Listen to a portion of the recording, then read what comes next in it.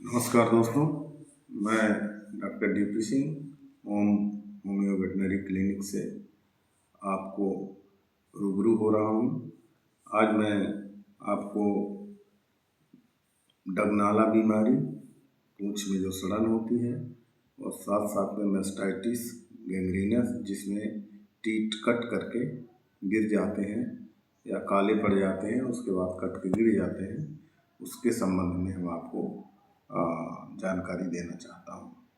तो सर्वप्रथम हम उसको इंजेक्शन के रूप में 3 दिन इंजेक्शन देते हैं। सबसे पहले टाइलोसिन इंजेक्शन, पहले दिन 20 ml, फिर 15-15 ml, 3 दिन तक हम लगातार टाइलोसिन इंजेक्शन देते हैं। उसके बाद स्टीम बेट इंजेक्शन, सबकट स्टीम बेस्ड इंजेक्शन को हम 5 ml सबकट देते हैं, और साथ में वाइटामेच इंजेक्शन को 10 ml IM देते हैं। ये सारे इंजेक्शन स्टीम बेट को केवल 1 दिन देते हैं, वाइटामेच को हम 3 दिन देते हैं लगातार 10 ml इंट्रामस्कुलर 3 days। और उसके साथ में टाइलोसिन के साथ साथ में टाइलोसिन 3 दिन लगातार चलेगा, स्टीम बेट 1 दिन चलेगा, और लीमासाल इंजेक्शन दूसरे दिन 10 ml सबकट रहेगा, बाकी इंजेक्शन वही रहेंगे। सूजन और दर्द के लिए मेग्लूडाइन इंजेक्शन 20 ml इंट्रामस्कुलर 3 days, ये 3 दिन लगातार हम देंगे। इसके बाद लीमासाल के बाद फिर तीसरे दिन जो हम एक इंजेक्शन फिर चेंज करेंगे, जिसमें हम सबसे ये हाईटेक इंजेक्शन 10 ml सबकट देंगे, सिंगल डोज ही इसको भी देंगे। ये इंजेक्शन देने के बाद घाव के लिए, उसमें घाव माने ब्लैकिश कलर आ रहा है, घाव आ रहा है, उसके लिए हम स्प्रे देंगे, स्प्रे का उपयोग करेंगे। जो सबसे महत्वपूर्ण जो स्प्रे है,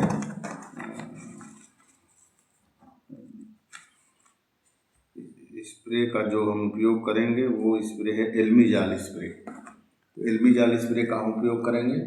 और इसके बाद कैप्सूल टीबर 2 गोली सुबह शाम कम से कम 20 days हम उपयोग करेंगे। तो ये हो गया हमारा एलोपैथी इलाज, और साथ में आयुर्वेदिक का चलेगा। इसके साथ साथ अब हम इसमें होम्योपैथी इलाज करेंगे या होम्योपैथी दवाइयों का उपयोग करेंगे, जिसमें कैलेंडुला 200, साइलिसिया 200 एवं सिकेलकार 200। तो कैलेंडुला और साइलिसिया को हम 200 को 30 ml की शीशी में मिला लेंगे, 15-15 ml, और सिकेलकोर का 200 अलग रखेंगे। इस तरह दोनों शीशियों से हम 20 से 25 बूंद सुबह शाम रोटी में मिला के इनको खिलाएंगे। यदि रोटी में जानवर नहीं खाता, बड़ी दिक्कत होती खासकर पशुओं, खासकर भैंसों में, तो उसके लिए फिर हम उसके नाक पे डाल सकते हैं। प्लास्टिक शीशियाँ रहती हैं, उन शीशी को दबाएंगे, उसके नाक पे चला जाएगा, अंदाज से 15-20 बूंद वो चाट लेगी, नहीं भी चाटेगी तो भी उसका इफेक्ट, क्योंकि होम्योपैथी दवाइयों का एक्शन पेट से नहीं होता है, होम्योपैथी दवाइयों का एक्शन हमेशा उसके टंग से ही होता है। तो इसीलिए कुछ पशु चिकित्सक या कुछ हमारे जो विशेषज्ञ हैं पशुओं के, वो 5 से 10 बूंद दवाइयों का उपयोग करते हैं, लेकिन हम 20 से 25 बूंद दवाइयों का उपयोग इसलिए करते हैं कि यदि आप रोटी में मिलाएंगे तो वो पर्याप्त मात्रा में उसके टंग में पहुंच जाए, उसके टंग से एक्शन चालू हो जाए। इसलिए इसकी मात्रा को कम नहीं देना है, 20-25 बूंद से कम नहीं देना है।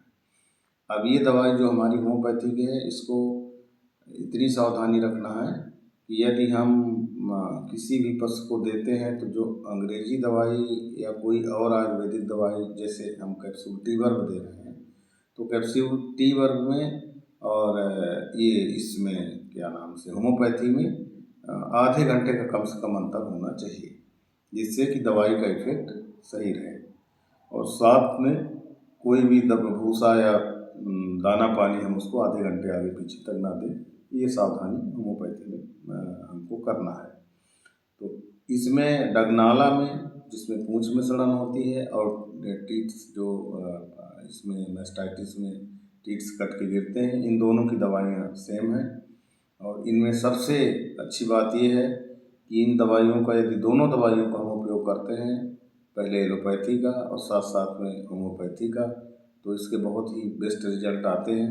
और ये हम सारी जो चीज़ें आपको जानकारी दे रहे हैं, ये हम फील्ड कंडीशन में उपयोग की हुई दवाइयों, जो मेरे द्वारा दवाइयाँ उपयोग की गई जिनके बहुत ही अच्छे रिजल्ट आए हैं, उनके बारे में, उनके संबंध में मैं आपको ये दवाइयों की जानकारी फील्ड कंडीशन में जो अच्छी हैं, जो बेहतर हैं, जिनके रिजल्ट अच्छे हैं, वो ये सारी दवाइयाँ यूज की जाती हैं।